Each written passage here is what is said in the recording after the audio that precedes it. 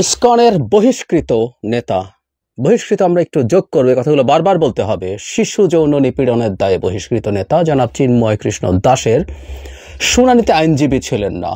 এটা নিয়ে বহু ঘটনা ঘটছে এবং আমরা এই ব্যাপারটা একটু খেয়াল করবো এবং আমাদের সরকারের উচিত হবে খুব সিরিয়াসলি এটা খেয়াল করা। আমরা জানি জনাব চিন্ময়ের জামিন চাওয়ার জন্য তাকে আদালতে তোলা হয়েছিল, কিন্তু তার পক্ষের আইনজীবী সেখানে উপস্থিত না থাকায় শুনানি না হয়ে পরবর্তী দিন ধার্য করা হয়েছে প্রায় 1 মাস পর 2 জানুয়ারি।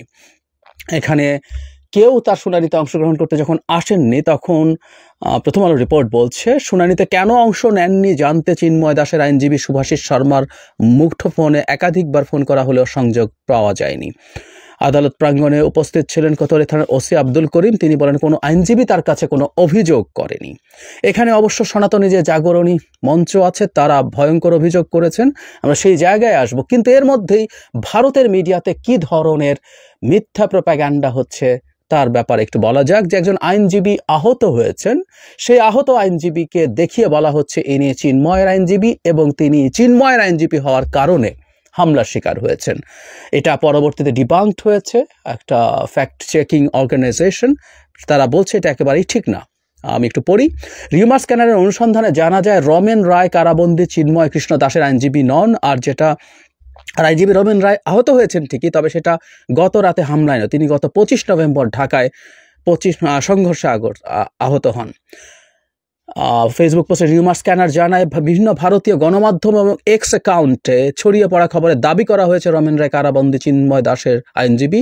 চিন্ময় কৃষ্ণ দাসের পক্ষে আইনি লড়াই করার কারণে তার উপরে হামলা হয়েছে। ইসকন কলকাতার মুখপাত্রের এক্স পোস্টের বরাতে ছড়ানো খবরটি সঠিক নয়। খেয়াল করি, ইসকন কলকাতা নিজে এটা ছড়িয়েছে। এটা একেবারে দায়িত্ব জ্ঞানহীন কেউ, কোনো ব্যক্তিতা না, তারা ছড়িয়েছে এবং পরবর্তীতে আমরা দেখেছি ভারতের বিভিন্ন মিডিয়ায় রিটুইট তো হয়েছেই, বিভিন্ন মিডিয়ায় এটা আসলে দেখানোর চেষ্টা করা হয়েছে। পোস্টে রিউমার স্ক্যানার আরও বলছে রমেন রায় যে চিন্ময় কৃষ্ণ দাসের আইনজীবী নন সেটা সনাতনী জাগরণ জোট ও রিউমার স্ক্যানার নিশ্চিত করেছে। আচ্ছা, এখানে সনাতনী জাগরণী জোট আবার জনাব চিন্ময়ের আইনজীবী না পাওয়া নিয়ে একটা ভয়ঙ্কর অভিযোগ করছেন, সেটা হচ্ছে থাকতে দেয়া হয়নি। আমি একটু পড়ি। ইতিমধ্যে চিন্ময় কৃষ্ণ দাসের পক্ষে যেসব আইনজীবী অংশগ্রহণ করেছিলেন তাদের মধ্যে 70 জনকে মামলায় আসামি করা হয়েছে এবং অন্যদের বিভিন্নভাবে হুমকি দেওয়া হচ্ছে, যা সম্পূর্ণ আইনের শাসন ও মানবাধিকার লঙ্ঘনের শামিল। মামলার আসামি হতে পারেন কারণ ওই দিন আদালত চত্বরে যে কেওস তৈরি হয়েছে, যে মব তৈরি হয়েছে, তার মধ্যে আইনজীবী থাকার সম্ভাবনা অবশ্যই আছে এবং যেহেতু মামলা হয়েছে থাকতেই পারে, কিন্তু তারা বলছেন হুমকি দেওয়া হচ্ছে। এটা ভয়ঙ্কর ব্যাপার। বিবৃতিতে তীব্র নিন্দা, প্রতিবাদ, চরম উদ্বেগ, ক্ষোভ ও হতাশা প্রকাশ করে সরকারের পাশাপাশি আন্তর্জাতিক সংস্থার সহযোগিতা তারা কামনা করছেন। বিবৃতিতে বলা হয়, 3 ডিসেম্বর চট্টগ্রাম বিজ্ঞ মহানগর দায়রা জজ সাইফুল ইসলামের আদালতে বাংলাদেশের সম্মিলিত সনাতনী জাগরণী জোটের মুখপাত্র চিন্ময় কৃষ্ণ দাস ব্রহ্মচারীর জামিন শুনানি ছিল, কিন্তু চিন্ময় কৃষ্ণ দাস ব্রহ্মচারীর পক্ষে কোনো আইনজীবীকে আদালতে অংশগ্রহণ করার সুযোগ দেওয়া হয়নি। একজন আসামির পক্ষে আইনজীবী নিয়োগ আইনের বিধান, সেখানে সনাতনী সম্প্রদায়ের একজন ধর্মীয় গুরুর আইনজীবী নিয়োগের ও শুনানিতে বাধা দেওয়ার ঘটনা বিচার বিভাগকে প্রশ্নবিদ্ধ করে। শুধু তাই নয়, ওনারা বলছেন শুনানির আগে আদালত চত্বরে মিছিল করে সনাতনী আইনজীবীদের অংশগ্রহণ না করার জন্য হুমকি দেওয়া হয়েছে এবং শুনানি করতে হলে তাদের দেখে নেওয়ার প্রকাশ্য হুমকি দেওয়া হয়েছে। আমরা খুব বিস্তারিত আর দরকার নেই, আমরা বুঝতে পারছি কি অভিযোগ করছেন। তারা হিন্দু ধর্মের একজন গুরু বলছেন। আমি সনাতনী জাগরণী জোটকে আবারও এই প্রশ্নটা করতে চাই, শিশু যৌন নিপীড়ন নির্যাতনের অভিযোগে বহিষ্কৃত একজন হিন্দু সম্প্রদায়ের নেতাকে তারা নেতা মেনে এই আন্দোলন করছেন এবং তার পক্ষে ক্রমাগত দাঁড়াচ্ছেন। তবে হ্যাঁ, জনাব চিন্ময়ের আইনজীবী পাওয়ার অধিকারের পক্ষে আমরা খুব কঠোরভাবে আছি। আমি একটা ভিডিওতেও দেখলাম যে বেশ কিছু আইনজীবী বক্তব্য দিচ্ছেন এই রকম যে সাইফুল আলম যে আইনজীবীকে হত্যা করা হয়েছে তার হত্যা মামলায় জনাব চিন্ময়কে ইনক্লুড করতে হবে, এটা তাদের দাবি। আদারওয়াইজ কোনো আইনজীবী এখানে তার হয়ে কাজ করবেন না, এরকম কিছু কথাবার্তা বলছেন। নট অনলি দ্যাট, আমি একটা স্মৃতি থেকে একটা জিনিস শেয়ার করব, সেটা হচ্ছে নারায়ণগঞ্জের 7 খুন মামলায় একজন আইনজীবী যেহেতু হত্যাকাণ্ডের শিকার হয়েছিলেন, 7 জনের মধ্যে একজন, উনি আসলে এটার সাথে জড়িত ছিলেন না, কিন্তু তিনি সাক্ষী হয়ে যাওয়ার কারণে তাকেও হত্যা করা হয়। সেখানে যখন মামলার কাজ শুরু হয়, প্রাথমিকভাবে কোনো আইনজীবী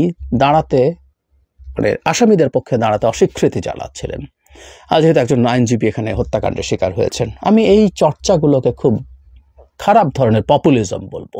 মানে আইনজীবী যদি কোনো কিছুতে জড়িত থাকেন, তার বিপক্ষে, আইনজীবী হত্যাকাণ্ডের শিকার হয়েছেন, তার বিপক্ষে কেউ দাঁড়াবো না।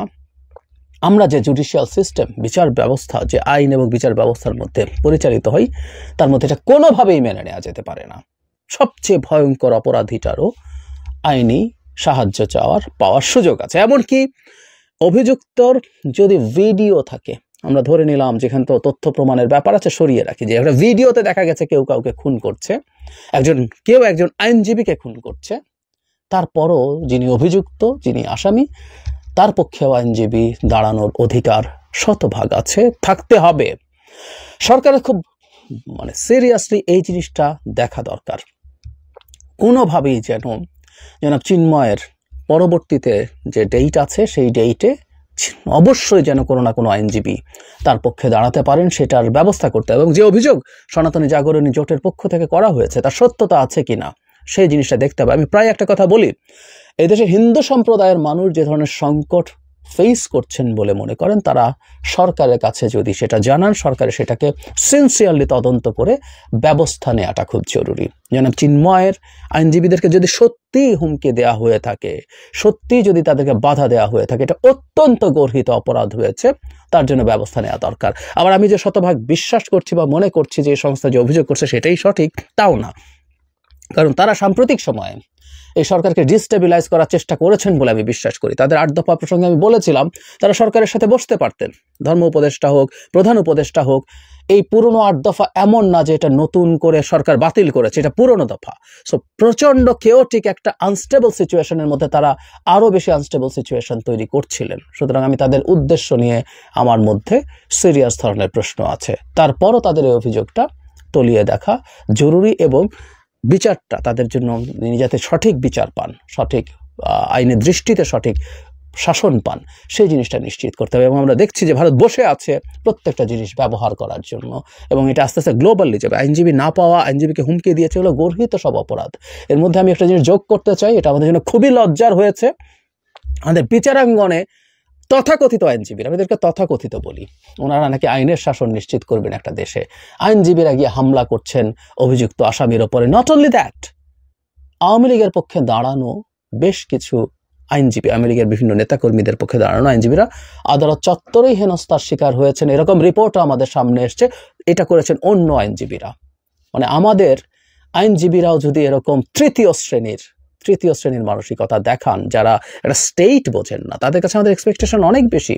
আইন, সংবিধান, বিচার, এগুলো আমাদের চাইতে তারা অনেক ভালো বুঝবেন, কিন্তু না, তারা রাস্তার মবের মতো যদি আচরণ করেন, এগুলো খুবই প্রবলেম্যাটিক। তো সেই প্রেক্ষাপটেও আমি বরং এভাবেও বলবো, এটা অন্য অপরাপর ভয়ঙ্কর অভিযুক্ত যেসব আসামি আছে, তাদের পক্ষে অন্য আইনজীবী দাঁড়ানোর ক্ষেত্রে তো ভীতি তৈরি করতেও পারে। সরকারের উচিত ছিল আগে যেসব ঘটনা ঘটেছে ওইসব আইনজীবীর বিরুদ্ধে কঠোর ব্যবস্থা নেওয়া, কিন্তু সরকার নেয়নি। সেই না নেওয়ার জন্যই ভবিষ্যতে একই ধরনের ঘটনা আরো ঘটতে পারে। আমি এটা শুধুমাত্র জনাব চিন্ময়কে বলছি না, এটা একটা মেজর প্রবলেম।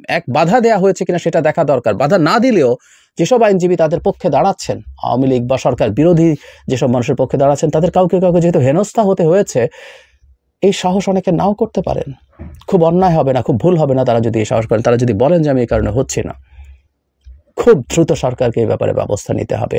অত্যন্ত ন্যূনতম একটা মানবাধিকার, সাংবিধানিক অধিকার, আইনের দৃষ্টিতে সবার সমান এবং সবাই আইনের সমান আশ্রয় লাভের অধিকারী সংবিধান বলছে। সেটা যদি হয়ে থাকে, সেটা নিশ্চিত করা সরকারের দায়িত্ব, এবং যেখানে যেখানে হচ্ছে না। এবং প্লিজ আমাদের আইনজীবী যারা আছেন, তারা ফালতু তৃতীয় শ্রেণীর অ্যাক্টিভিজম করবেন না কোর্টে।